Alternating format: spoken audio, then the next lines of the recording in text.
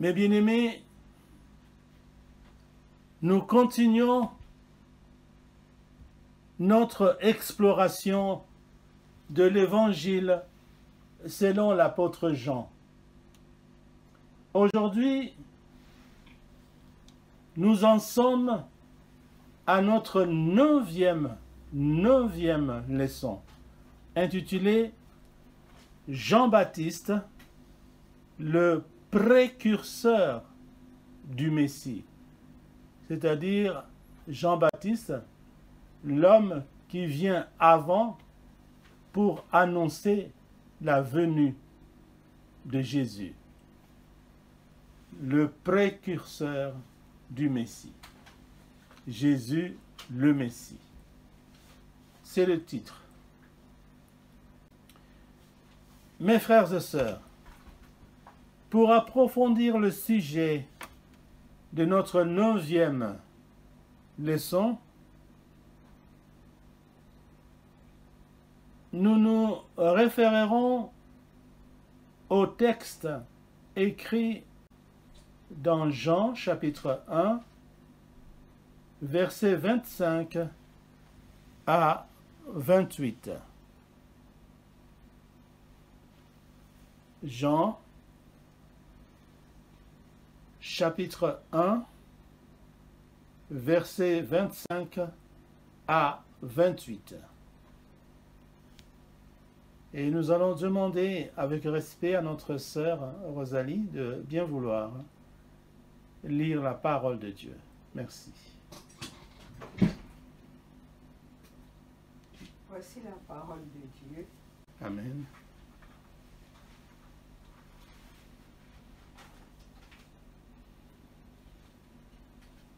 Ils lui firent, écrit dans Jean, chapitre 1, versets 25 à 28. Ils lui firent encore cette question. Pourquoi donc baptises-tu si tu n'es pas le Christ, ni Élie, ni les prophètes? Jean leur répondit. Moi, je baptise d'eau. Mais au milieu de vous, il y a quelqu'un que vous ne connaissez pas qui vient après moi. Je ne suis pas digne de délier la courroie de ses souliers. Ces choses se passèrent à Béthanie, au-delà du Jourdain, où Jean baptisait. Amen. Amen. Vous pouvez vous asseoir. Chers frères et sœurs, le passage de Jean, chapitre 1, versets 25 à 28, nous plonge dans un moment crucial du ministère de Jean-Baptiste. C'est-à-dire que Jean 1, versets 25 à 28, nous montre un moment déterminant, important, où Jean-Baptiste, face aux autorités religieuses, réaffirme son rôle de précurseur. N'est-ce pas?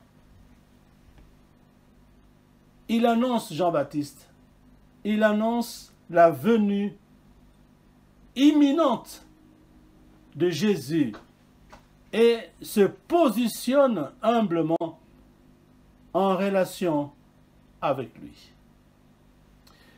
Ce passage prépare les lecteurs, les croyants que nous sommes, à comprendre la transition, n'est-ce pas, entre le ministère de Jean-Baptiste et celui de Jésus-Christ. Jean-Baptiste est le précurseur, c'est-à-dire c'est lui qui vient avant Jésus pour annoncer la venue de Jésus. C'est pourquoi on dit Jean-Baptiste, le précurseur du Messie, parce que le Messie c'est Jésus. Les prêtres n'est-ce pas? Et les Lévites l'interrogent. Ils interrogent qui? Jean-Baptiste. Sur son identité et sa mission. Jean-Baptiste, avec humilité et bien sûr clarté, répond en pointant vers celui qui vient après lui. Qui? Mais bien sûr, c'est Jésus-Christ.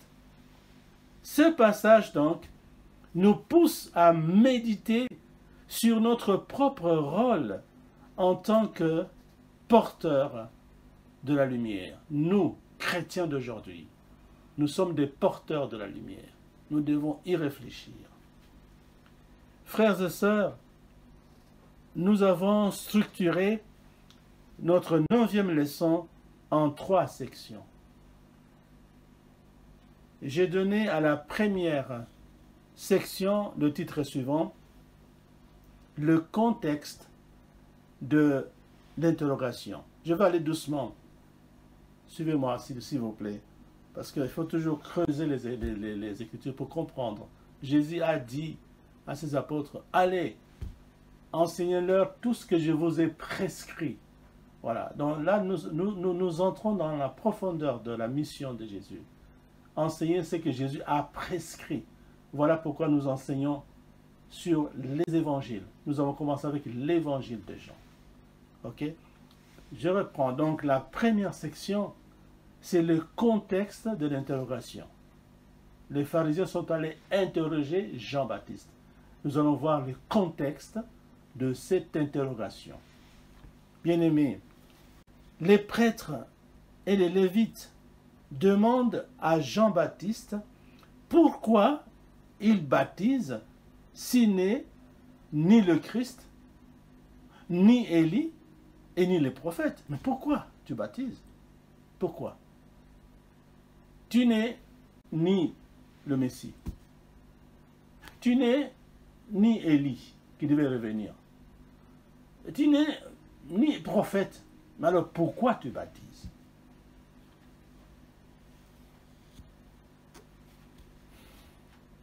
Cette question, mes bien-aimés, révèle leur confusion, la confusion des pharisiens, et leur attente d'une figure messianique. Jean-Baptiste, conscient de sa mission, utilise cette opportunité pour clarifier son rôle. En fait, la question des pharisiens à Jean-Baptiste met en lumière 2 éléments clés de leur confusion et de leur attente messianique. 2 éléments clés. Premier élément, l'identification erronée. Identification erronée. Les pharisiens demandaient à Jean-Baptiste s'il était le Christ, Élie ou un prophète. Cela montre qu'ils avaient des critères bien définis pour reconnaître le Messie ou des précurseurs ou les précurseurs de Jésus. Ils avaient des critères bien définis. Mais qu'ils étaient perplexes face à l'identité de Jean-Baptiste. Leur confusion découle du fait que Jean-Baptiste accomplissait des actions ou des actes et prêchait avec une autorité qui les poussait à envisager qu'il puisse être l'un de ces personnages attendus.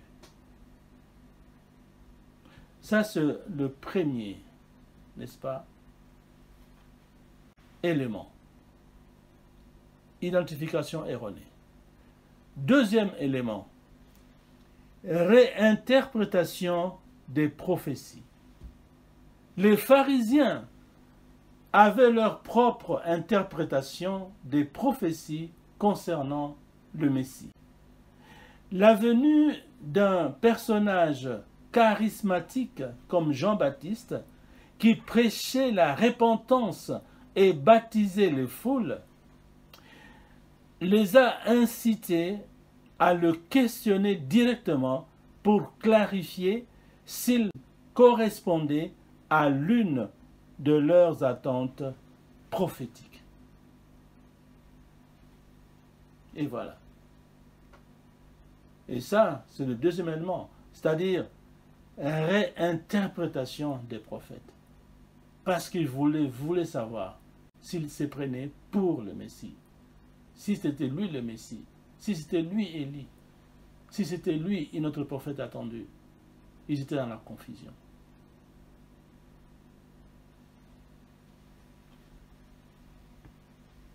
Passons à la deuxième section. La deuxième section, c'est la réponse de Jean-Baptiste. On lui a posé une question, il devait répondre. Mes frères et sœurs, Jean-Baptiste répond avec une humilité remarquable. Il dit, moi, je baptise d'eau, mais au milieu de vous se tient quelqu'un que vous ne connaissez pas. Au milieu de vous se tient quelqu'un que vous ne connaissez pas. Il reconnaît, c'est Jean-Baptiste, il reconnaît la présence de Jésus parmi eux. Quel Jésus? Mais Jésus de Nazareth. Bien que non reconnu. Jean-Baptiste se positionne donc comme un serviteur indigne même de délier la courroie de ses sandales, des sandales de Jésus de Nazareth. Cette image forte souligne la grandeur de Jésus et l'humilité de Jean-Baptiste. Bien-aimés, nous avons dit que Jean-Baptiste reconnaît la présence de Jésus de Nazareth parmi les pharisiens, bien que non reconnus, parce que Jean-Baptiste est conscient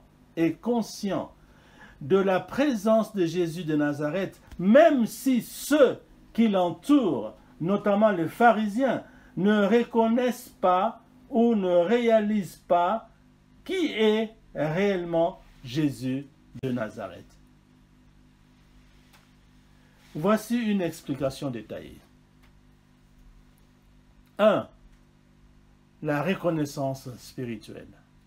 La reconnaissance spirituelle.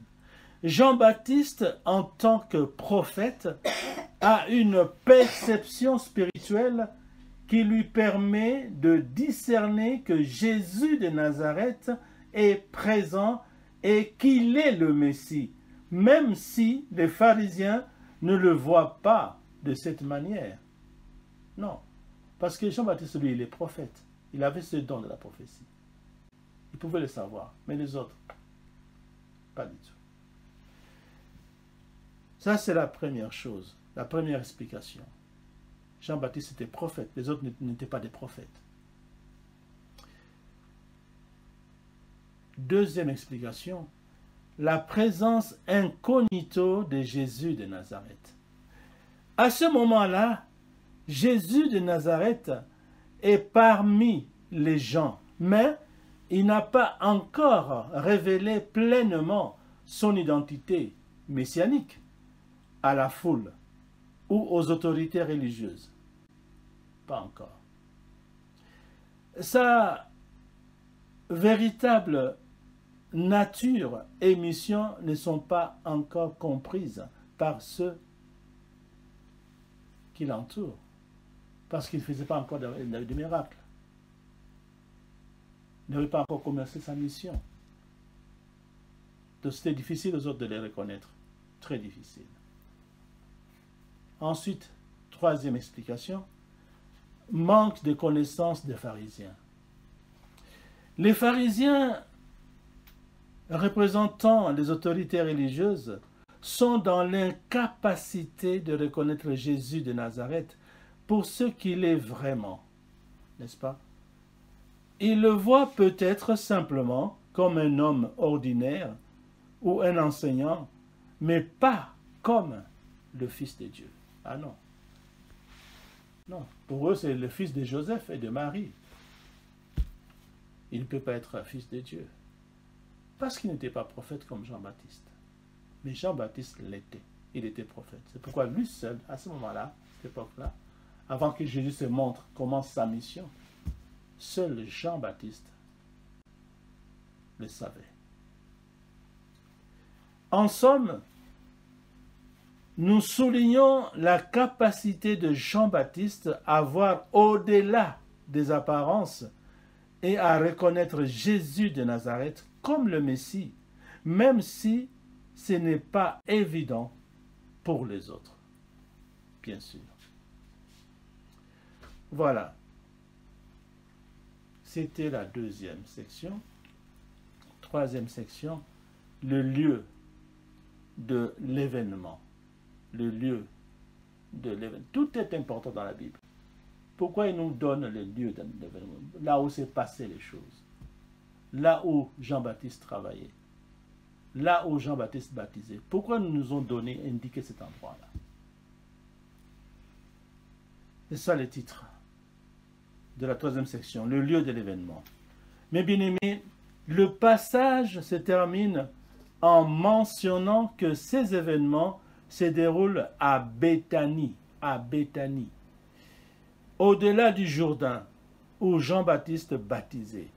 Ce détail géographique nous rappelle que le ministère de Jean-Baptiste se déroule en dehors des centres religieux traditionnels, symbolisant une nouvelle ère spirituelle qui commence en marge des structures établies.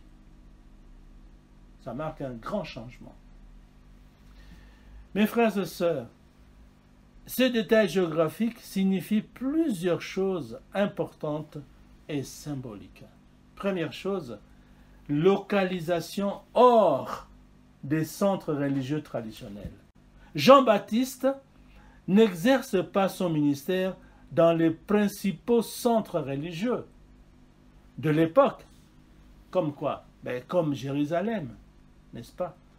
Mais dans des lieux moins conventionnels, comme le désert, il prêchait dans le désert, et les rives du Jourdain. Cela contraste avec les pratiques religieuses établies qui étaient centrées autour du temple et des synagogues. Non, il n'est pas allé là-bas. Jean-Baptiste n'est pas allé dans les temples, dans les synagogues. Il est allé au désert, au Jourdain.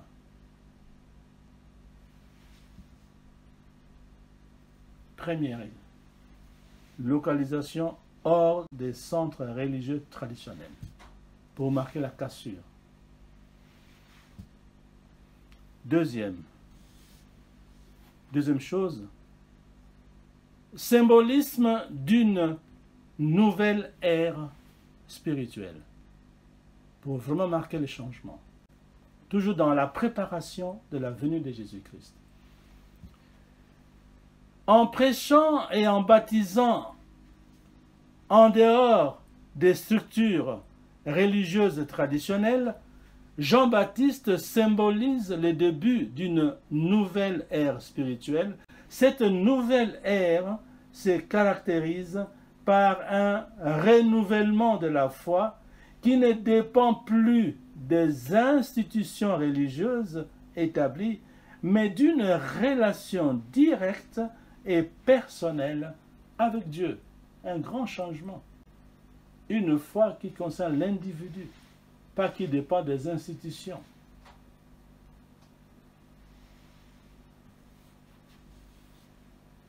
Deuxième chose, le rejet des structures établies.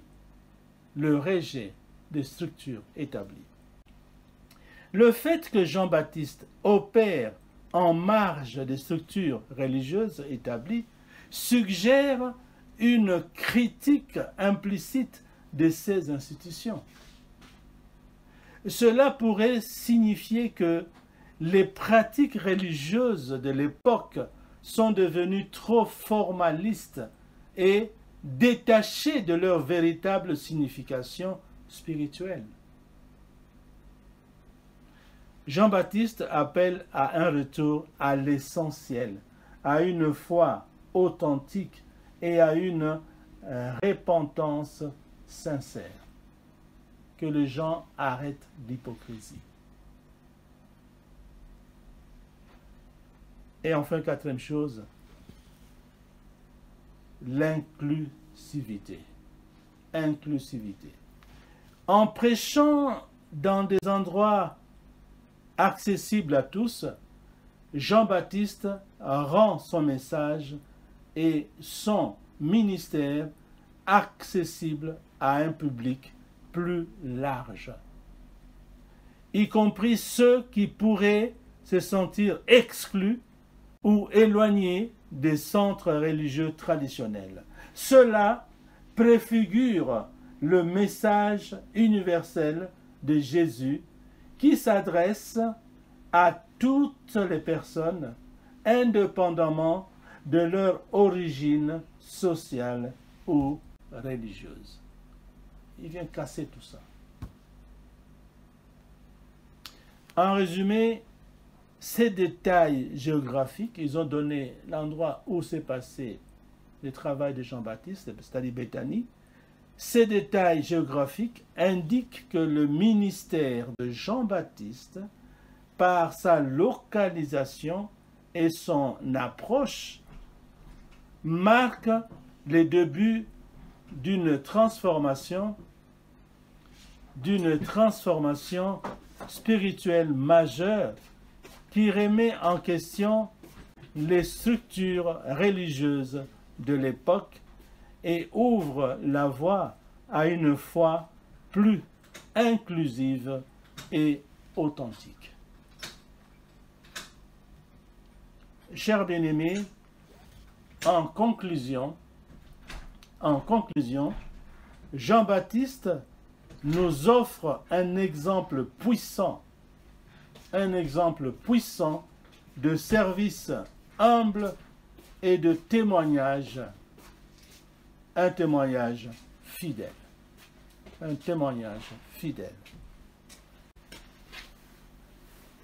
Il nous rappelle que notre mission est de pointer vers Jésus, de préparer le chemin pour lui dans les cœurs des personnes qui nous entourent.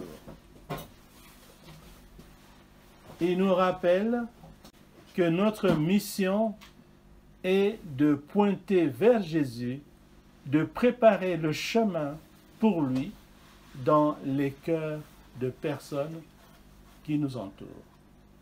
Nos amis, nos collègues de travail, nos voisins d'immeuble, nos camarades de classe, toutes les personnes qui nous entourent.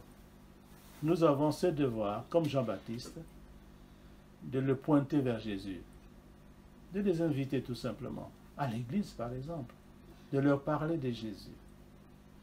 Comme Jean-Baptiste, il criait dans le désert, il baptisait, il demandait aux gens de se repentir.